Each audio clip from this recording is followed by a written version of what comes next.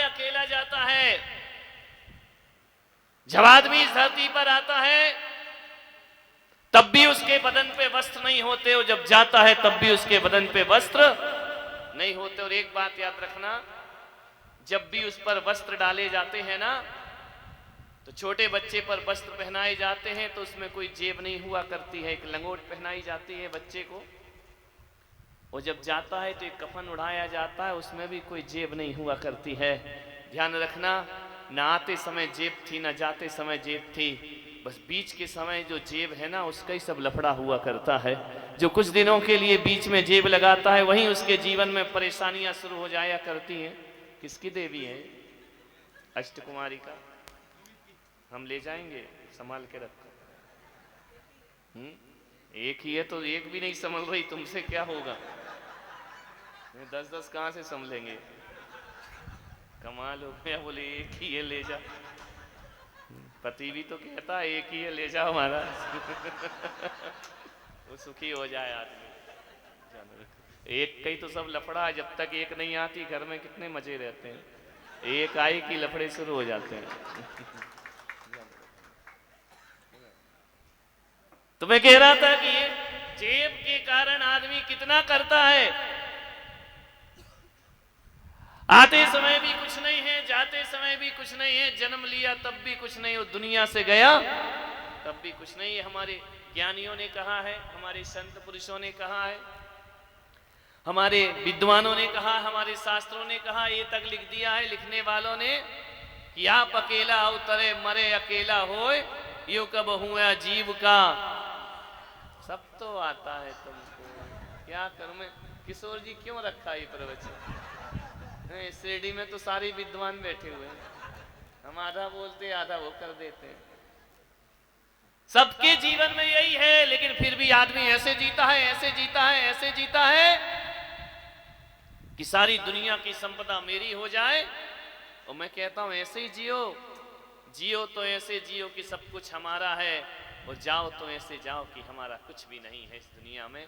वही जीवन का सूत्र हुआ करता। मैं एक सोच दे रहा हूं, मैं एक विचार दे रहा हूं कि ये बात गलत नहीं है, एक सनातन सत्य है कि आदमी अकेला आएगा और अकेला ही दुनिया से विदा। ये सनातन सत्य है, शाश्वत सत्य है। ये आपने शास्त्रों में पढ़ा है, ग्रंथों में पढ़ा है, ज्ञानियों के मुख से सुना है। लेकिन एक बात मैं और कहना चाहता हूं, मैं थोड़ी सी बात अलग कहता हूं। अलग कहता हूं तो इसका मतलब ये नहीं कि वो सत्य सनातन बात नहीं है। एक बात और है कि आदमी आता है तो कुछ नहीं लाता और जाता है तो कुछ नहीं ले जाता। लेकिन मैं पुलक सागर कहता हूं कि जब आदमी आता है तो कुछ तो लेकर आता है, और जाता है तो कुछ तो अपने साथ लेकर के जाता है। एक बात याद रखना, जब तुम इस धरती पर आए थे तो मकान लेकर नहीं आए थे, दुकान लेकर नहीं आए थे, फ्रिज लेकर नहीं आए थे, टीवी लेकर नहीं आए थे, बीवी लेकर नहीं आए थे, बच्चे लेकर नहीं आए थे, सब यहीं बटोरा है। ध्यान रखना, जब आए थे तो ये इंसान जब तू धरती पर आता है कुछ लाए या ना लाए, ये शरीर साथ में लेकर आता है, और जब दुनिया से जाता है तो इसे भी छोड़ करके चला जा। ये शरीर भी हम छोड़ करके चले जाते, आते समय एक शरीर लाते हैं, जाते समय शरीर भी हमारा यहीं पर छूट जाता है। और ये शरीर की भी बात छोड़ो, मैं तो कहता हूं जब आदमी इस धरती पर आता है, शरीर तो आता ही आता है, साथ में दो चीज और लेकर के आता है। आदमी दो चीज लेकर अपने साथ आता है, ज्यादा लेकर नहीं आता है। और दो चीज तो हर व्यक्ति लेकर के आता है, मनुष्य भी लेकर आता है, जानवर भी लेकर आते हैं, त्रियंच भी लेकर आता है, देवगति के देवता भी लेकर आते हैं। और ये जो घूम रहा है ये भी लेकर के आया है, वो पीछे फोटो बना रहा वो भी लेकर के आया है, जो भी आया है। और हम जो यहाँ बैठे हम भी लेकर के आए हैं, और जो लेट आई हैं वह भी कुछ लेकर के आई हैं। कुछ ना कुछ तो लेकर के आते हैं। ध्यान रखना, हर व्यक्ति इस धरती पर आता है तो कुछ ना कुछ लेकर आता है। दो चीज आदमी लेकर आता है, दो चीज आदमी लेकर आता है। चाहे बच्चा हो या बूढ़ा हो, दो चीज हर कोई लेकर आता है। वो दो चीज हैं, वो दो चीज, वो दो चीज, वो दो चीज, वो दो चीज, दो चीज, दो चीज, पुण्य और सब आता है तुमको।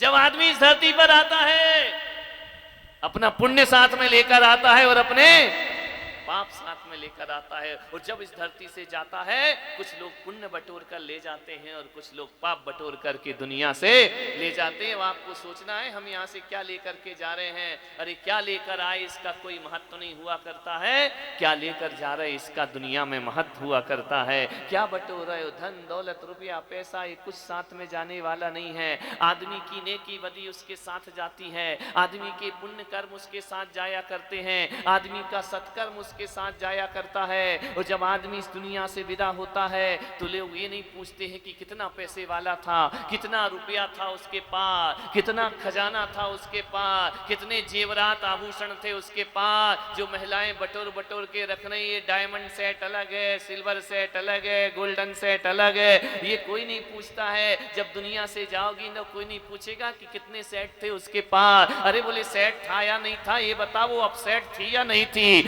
विचार करिए। आपको सोचना है आदमी कुछ याद नहीं रखता, ना सोफा सेट याद रखता, ना डिनर सेट याद रखता है, कुछ भी याद नहीं रखेगा आदमी। जब जाता है तो इतने पूछा जाता है उस आदमी का व्यवहार कैसा था और उस आदमी का आचरण कैसा था, उस आदमी के कर्म कैसे थे। अच्छे कर्म होते हैं तो दुनिया हमारी पूजा करती है और बुरे कर्म होते हैं तो दुनिया हमें गालियां दिया करती है। यही मैं आपसे निवेदन कर रहा हूं, कुछ काम करके जाना। दुनिया में आने वाले जाते हैं रोज लाखों बेकार खाने वाले, जाते हैं रोज लाखों बेकार। कुछ तो अच्छा काम अपने जीवन में करो, कुछ तो सत्कर्म अपने जीवन में करो। ऐसा करके जाओ कि मरने के बाद तुम्हें दुनिया याद करे, ऐसा करके जाओ कि सारी दुनिया की श्रद्धा से तुम्हारी आंखें नम हो जाएं तुम्हें जब लोग याद करें। विचार करना, एक आदमी चला जा रहा था, एक दादाजी चले जा रहे थे, अर्थी जा रही थी, ले जा रहे थे उसको शमशान घाट। एक शिरडी का आदमी मुझे मिल गया, बोले महाराज ये बताओ ये दादाजी मर के कहाँ गए। अरे मैंने कहा मुझे क्या मालूम है। बोले नहीं आप संत हो आप बताओ। मैंने कहा मैं यमराज का एजेंट थोड़ी हूँ, मुझे थोड़ी मालूम है कौन कहाँ जाएगा। बोले नहीं नहीं फिर भी आप संत हो। अरे मैंने कहा संत हूँ तो संत हूँ, इसका मतलब थोड़ी कि सबकी मैं सबके आधार कार्ड बनाते रहता हूँ, सबके आई कार्ड ये कहाँ जाएगा कहाँ नहीं जाएगा। बोले नहीं नहीं संत जी मजाक मत करो सही बताओ। अरे मैंने कहा सही बोल रहा हूँ, उसको तू मजाक समझ रहा है, तू मजाक सुनना चाहता है। बोले नहीं फिर भी आप बताओ, आप ज्ञानी हो, आपने शास्त्रों को पढ़ा है, ये दादाजी मर गए हैं, ये मर के कहाँ जाएंगे। मैंने कहा एक बात बताओ। बोले क्या। मैंने कहा ये दादाजी गए हैं कितने साल जिए हैं। बोले 100 साल पूरे जिए हैं, एक भी साल कम नहीं हुआ, एक महीना भी कम नहीं हुआ है। तो मैंने कहा फिर दादाजी ने किया क्या अपने जीवन में। बोले वो क्या किया वो हमको नहीं मालूम। मैंने कहा वो नहीं मालूम तो मैं कैसे बताऊं कि ये कहाँ गया है। बोले नहीं फिर भी आप बताइए। मैंने कहा तुम भी थोड़ा बताइए। बोले 20 साल तक तो ये दादाजी क्या है दुनिया भर के कुकर्म करते रहे अपने जीवन में, एक भी अच्छा कर्म नहीं किया इनने अपने जीवन में। 20 साल तक इनको पुलिस ढूंढती रही,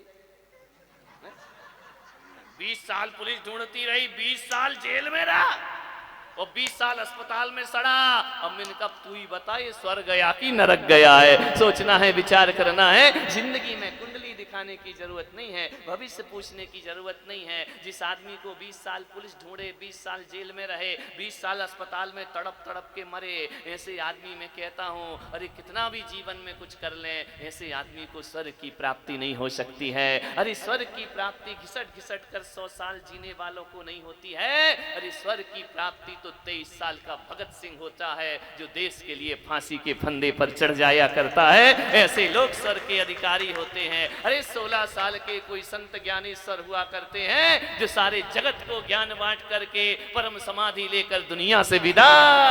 लंबी उम्र मत बनाओ, घिसट घिसट कर जीवन मत जियो। ये मत सोचो कि कितना और जीना है, ये सोचो कि हम किस तरह से जी रहे हैं, हमारा जीना कैसा है, हमारा बोलना कैसा है, हमारा हंसना कैसा है, हम कैसे बोलते हैं, कैसे खाते हैं, कैसे उठते हैं, हमारी भाषा कैसी है। इस पर आदमी को जोर देना चाहिए, इस पर आदमी को समझना चाहिए। एक बात ध्यान रखिए, चेहरा सुंदर होने से जिंदगी सुंदर नहीं हुआ करती है। कितना भी सुंदर चेहरा बना लो, कितने भी ब्यूटी पार्लर में जाकर के पुताई लिपाई करा लो, कितना भी कुछ कर लो, इससे कुछ होने वाला नहीं है।